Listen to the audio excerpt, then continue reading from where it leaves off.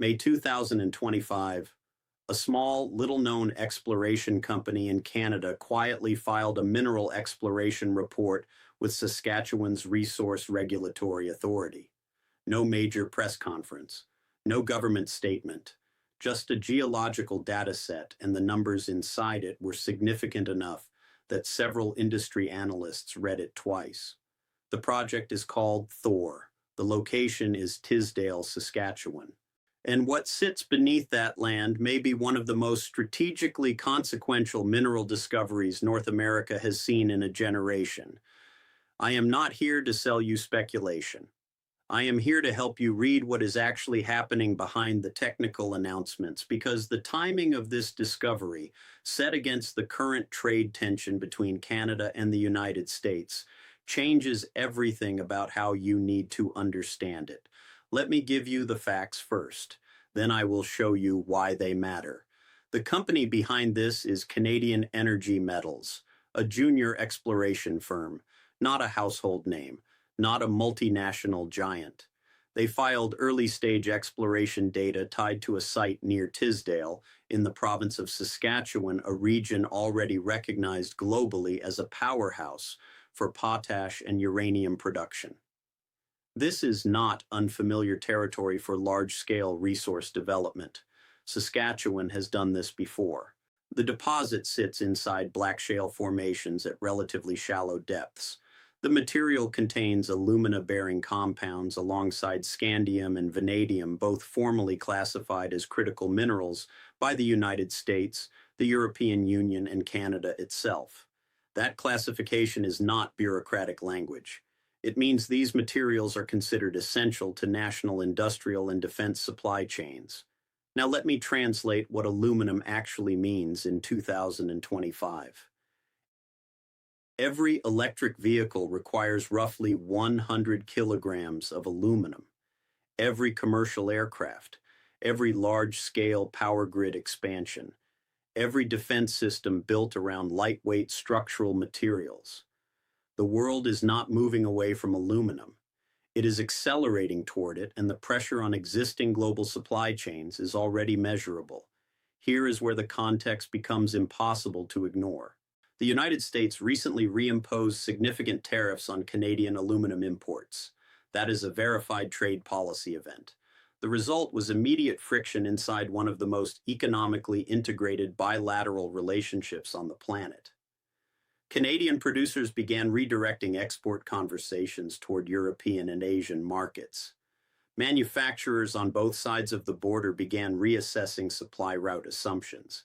And Canada already holds a structural advantage that most people overlook.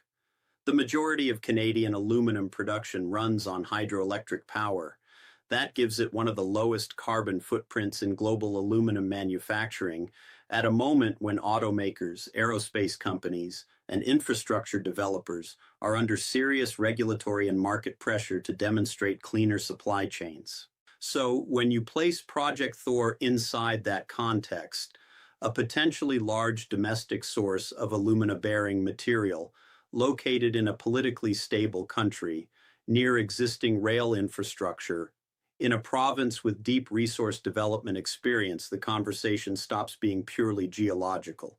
It becomes a question of industrial strategy, and that is where things get significantly more interesting. But here is what most coverage has missed entirely. The conversation around Project Thor shifted quietly and quickly away from the geology itself. Analysts stopped asking only, how big is the deposit? And started asking a different question, one that carries far more strategic weight. Who develops this? Canadian Energy Metals is a junior exploration company. That is not a criticism. That is a structural reality of how the mining industry works.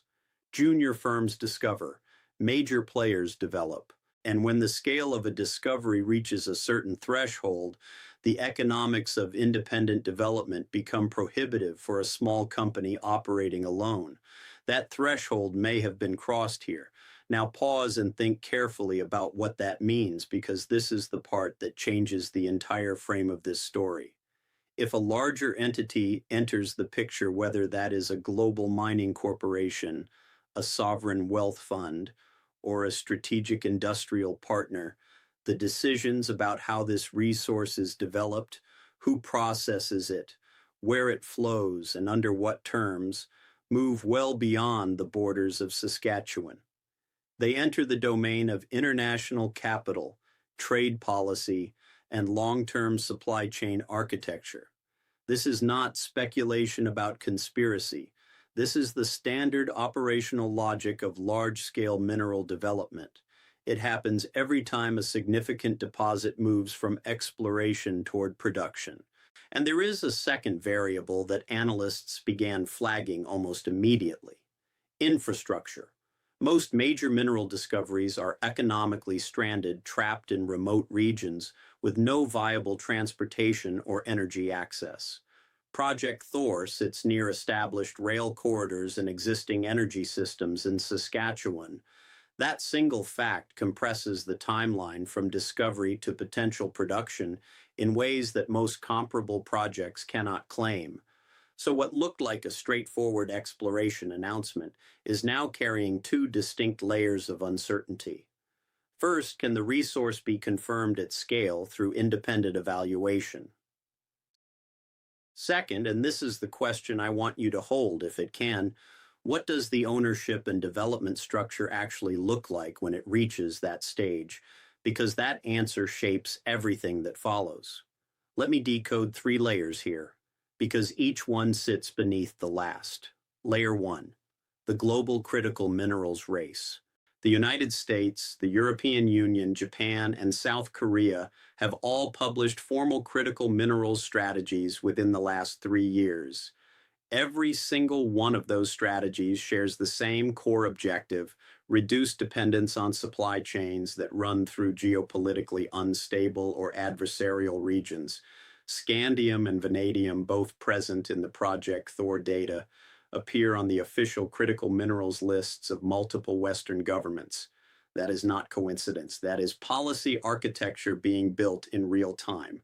What this means practically is that any confirmed large-scale deposit of these materials inside a stable, democratic, treaty-aligned country immediately attracts a category of attention that goes beyond commercial mining interest. It enters government procurement conversations.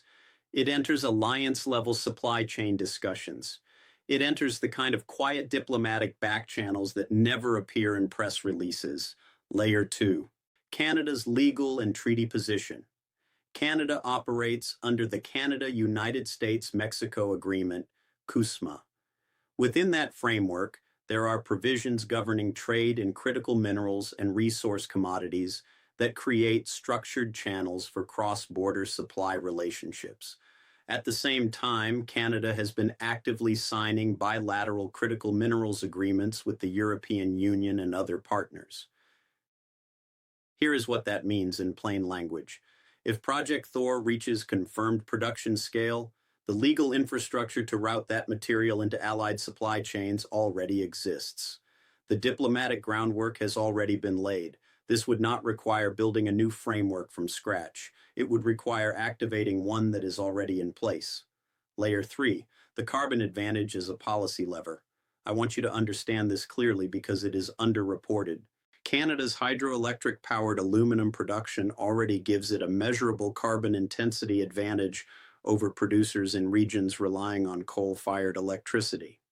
The European Union's carbon border adjustment mechanism, which places a carbon cost on imported industrial goods, makes that advantage financially quantifiable, not just environmentally symbolic. If Saskatchewan aluminum can be produced and certified at low carbon intensity, it does not simply compete on price. It competes on regulatory compliance. And in 2025, regulatory compliance is increasingly the deciding factor in long-term industrial procurement contracts. That is the layer most analysts are not talking about loudly enough. Let me bring this down from the level of policy documents and trade frameworks and place it exactly where it actually lands: on the kitchen table. At the national level, Saskatchewan already contributes disproportionately to Canada's resource export revenue through potash and uranium. A confirmed third major resource sector would alter the province's fiscal position, its negotiating weight within federal-provincial revenue-sharing arrangements, and Canada's overall export diversification profile. These are not abstract outcomes. They translate directly into provincial budget capacity, schools, infrastructure, healthcare funding. At the level of the workforce, large-scale mineral extraction and processing projects generate technical employment that is difficult to offshore. Geologists, engineers, equipment operators, logistics specialists, environmental compliance professionals. These are not entry-level positions. In a region where resource employment has historically driven middle-class stability, the downstream labor impact of a project at this scale is material. But here is the condition that most coverage skips past entirely. Those workforce benefits are not automatic. They depend entirely on the terms negotiated in the development and royalty agreements between the company, the provincial government, and any future major partners. If those agreements are structured poorly, if royalty rates are set too low, if processing occurs outside the province, if profits are repatriated to foreign shareholders without sufficient local reinvestment requirements, then the economic benefit to Saskatchewan residents is significantly diminished regardless of the deposit size. This is a policy decision, and it has not yet been made. At the consumer level, the timeline is long. I want to be precise about this. Any impact on domestic aluminum pricing, electric vehicle costs, or manufactured goods would be years, potentially more than a decade away from the current exploration stage. Anyone telling you this changes your electricity bill next quarter is not being accurate. What is immediate is the strategic conversation being repositioned. Canada is no longer only reacting to external trade pressure. It is sitting on something that, if confirmed, gives it a different kind of leverage in that conversation. And that shift in posture, that alone is worth paying close attention to right now. Nobody can tell you with certainty how this ends. Anyone who claims otherwise is not doing analysis.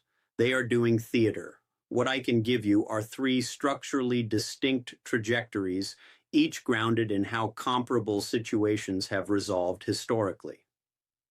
Scenario 1. The deposit does not confirm its scale.